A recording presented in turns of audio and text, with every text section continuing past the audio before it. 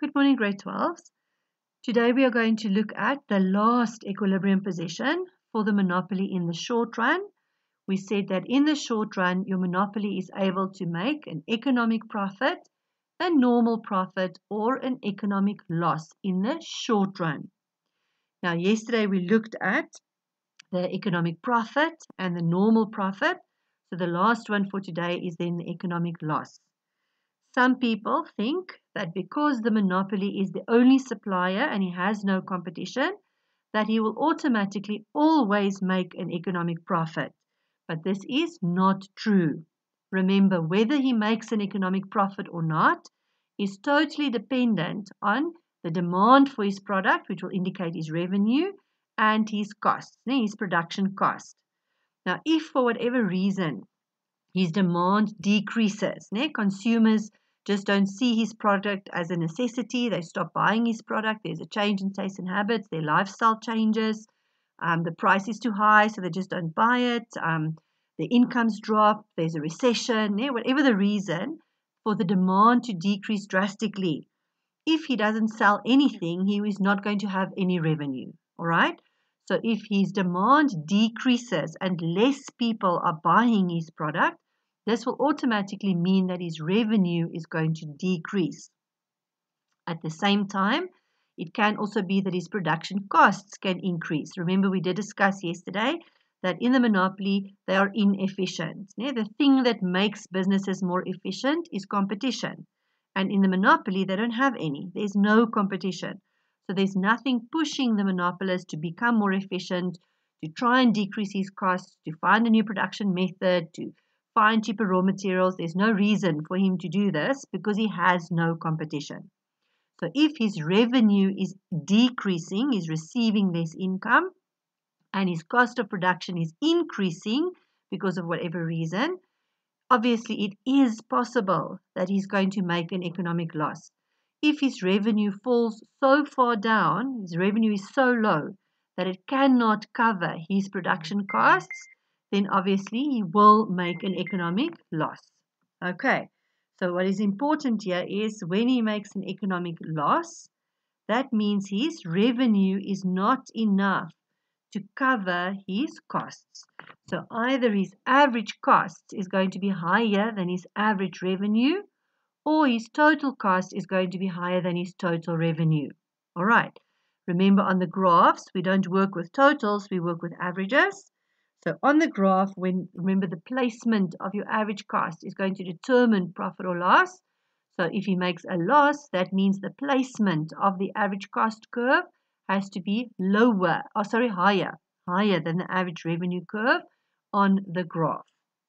All right, so right now I want you to take out your workbooks and then you are going to draw this graph with me. I want to see this in your book. Now I'm going to check for this on Monday. So I want to see this in your book. You're drawing it with me because you cannot just understand a graph without drawing it. Drawing graphs is a skill, and it's a skill you become more skilled with more practice. Practice makes perfect. Okay, so right now in your book you can write today's date. Your heading is there at the top, near the monopoly, making an economic loss. And then you draw your axis and you label your axis. If you need to pause this video now to do that quickly, then you do so. Draw up, write date, heading, draw the axis, label the axis, and you can also write this down. Okay, remember we said if a monopoly makes an economic loss, that means his average cost has to be higher than his average revenue. So at profit maximization point, his average cost curve must be above the average revenue curve. All right, so if you need to pause, you do this now.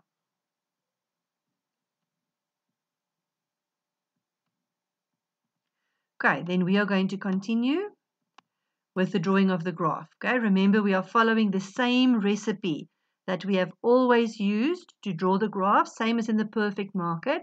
It is just the shapes and the positioning of the curves that look slightly different.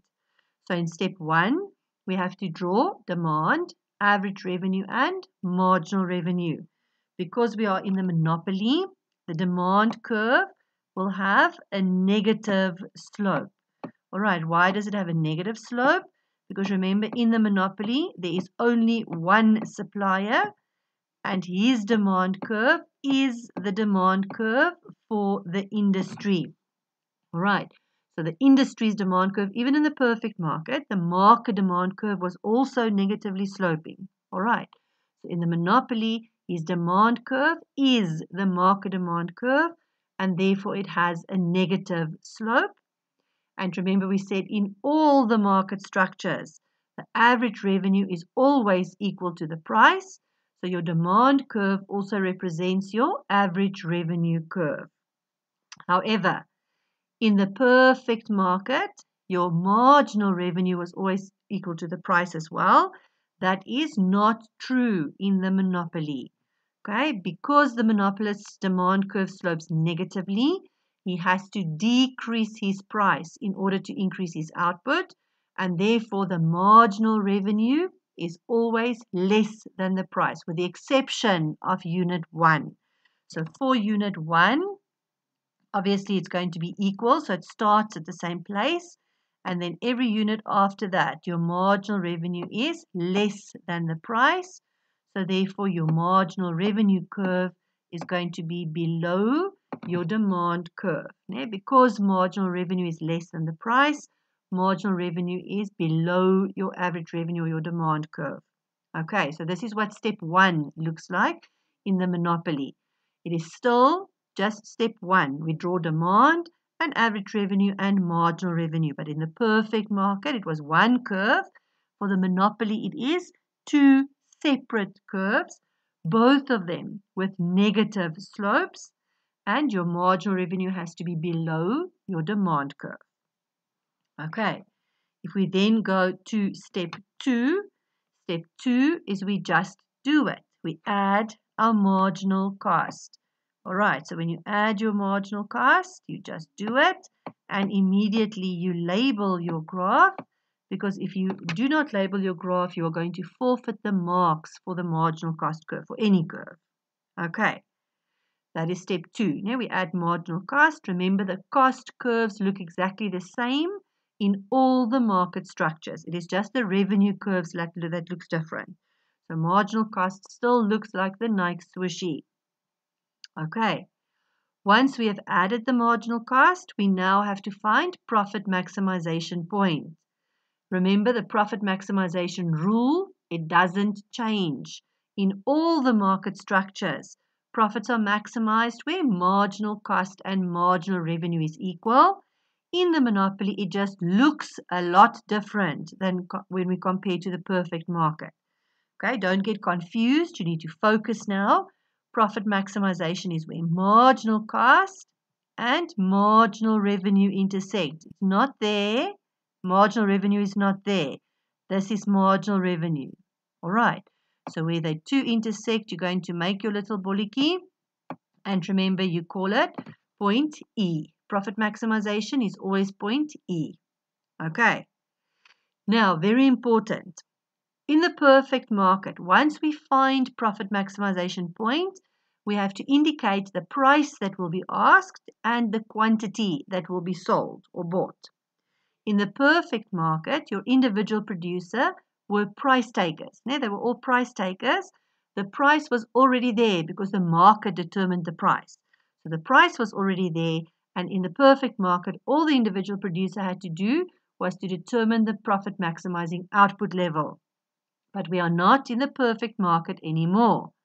So now for the imperfect market, for the monopoly, he has to decide on a price-quantity combination. All right, so he has to choose a price and a quantity. There's no price here yet because he has to choose it. Okay, now very important. To find the price and the quantity, we are not going to do this. This is not the price. The price is on our demand curve. The two graphs that is intersecting here is marginal revenue and marginal cost. So if we were to give a value here, it would be the value of marginal revenue and marginal cost. We do not ever indicate the value there when we draw the graphs because it is not the price. You find the price on your demand curve. Demand is a price-quantity combination. So from your equilibrium point, you are going to go dotiki, up, until you touch your demand curve. Remember, your bolletjies can't be hanging in the middle of nowhere, okay? On the demand curve. Dotiki, up to the demand curve. You make your bolletjie, and then we're going to give it a value, and this is the price. All right, in this case, let's make the price 20 like we did yesterday. All right, so the price can always be found on your demand curve. Don't forget this. Okay, the quantity, we're going to find it where we've always found it, on the x-axis. So we do our dotiki down, and we indicate the quantity there at the bottom. All right. And it doesn't matter if you're drawing economic profit, if you're drawing normal profit, which you're not going to do, or if you're drawing economic loss. Up to this point, every single graph looks exactly the same, okay? Because it is the placement of your average cost curve that is now going to make this a profit or a loss, okay? We said that if we want to draw a loss, my average cost has to be more than my average revenue. So the average cost curve has to be above the average revenue graph. Remember the red one, my demand curve is also my average revenue graph. These dottikis indicates where profit maximization is. So all along this line, this is my profit maximization point. So at profit maximization now, my average cost has to be higher than my average revenue. So it has to be above my demand curve, my average revenue curve. Okay, just remember, when you add your average cost curve, this is the difficult one to add because the shape has to be correct and it has to look like the smiley. Its relationship with marginal cost has to be solid. It has to be there. Average cost must always, at the lowest point, intersect your marginal cost. Plus, then the placement must indicate the economic loss. Okay, so this is the one that you do in pencil, so that if you do it wrong, you can wipe it out. You don't have to redraw the entire graph. All right, so when we draw it, remember, it has to intersect with marginal cost. We can't just do it there. Okay, it has to intersect with marginal cost. It has that fixed relationship that are married. So when you draw the average cost curve, we are going to go down, down, down until you touch marginal cost. Remember, the lowest point of average cost has to be there by the marginal cost. Once you touch marginal cost, then you're going to turn up. All right, and label your average cost curve immediately. Now you can see here at the lowest point. There's your lowest point of the average cost.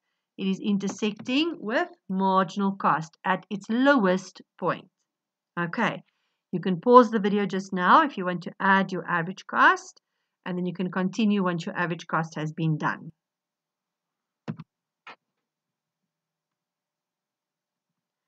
Right, so if you have added your average cost curve, now what we need to do is we need to indicate the shaded area. Now we need to find where is the economic loss.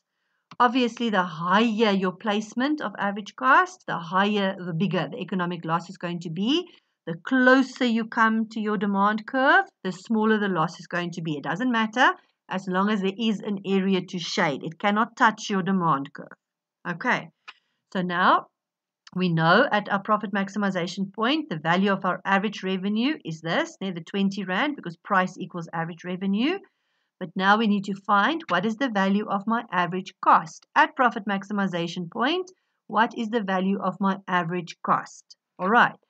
So I'm going to go from profit maximization, dotiki again. You don't really have to re-dot over these existing dotikis, but you have to extend them now all the way up to your average cost curve.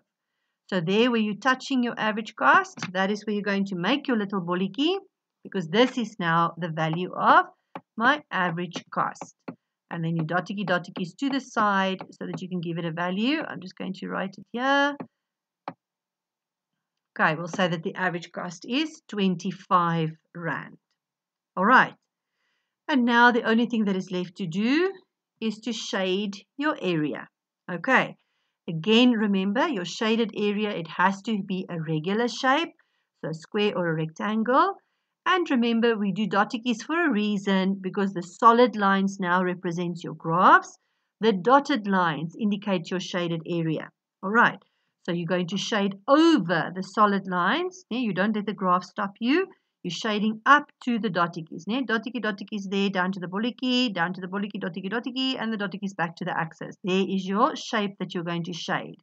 Remember, when you shade, highlighter is ideal, but even if you shade in any other way, then you're just going to be careful to not kill the graphs underneath, so that I can see the shape of the graph underneath.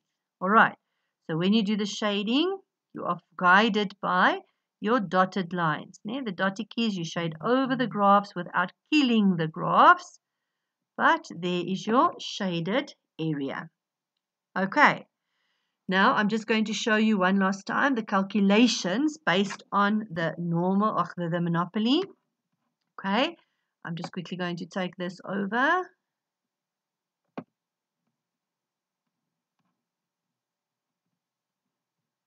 And then you're also going to please copy the calculations for me in your workbook. There where you drew the graph, you'd write down also the calculations so that you have it as an example.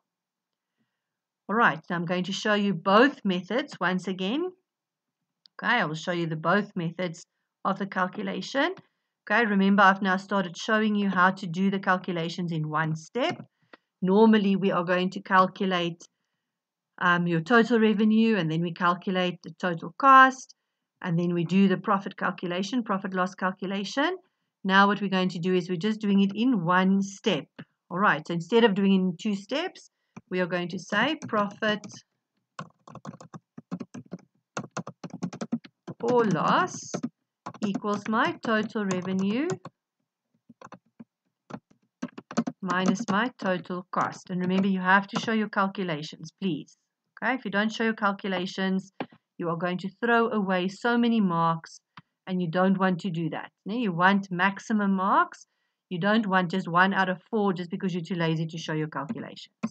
All right. Now, when we do the total revenue, remember total revenue is price times quantity, and then your total cost, it is average cost times quantity. All right.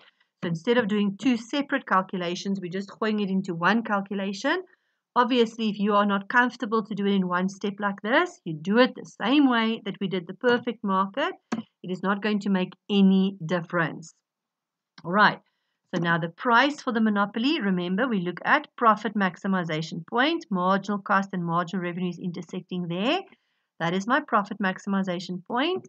Obviously, in the activities, you will see I've labeled more prices and quantities and stuff that you need. Here we just have what we need. To keep it simple, in the activities, it'll be obviously more difficult. So from profit maximization, the price is found on the demand curve. So I go up, up, up. Where I touch the demand curve, I can see my price is 20 Rand.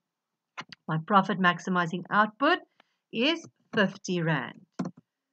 All right, and then my average cost at profit maximization, up, up, up, up, up.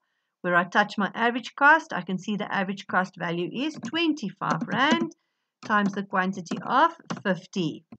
All right, so what this means is that my total revenue is going to be 1,000 Rand minus my total cost is going to be, if I remember correctly, it's 750 Rand.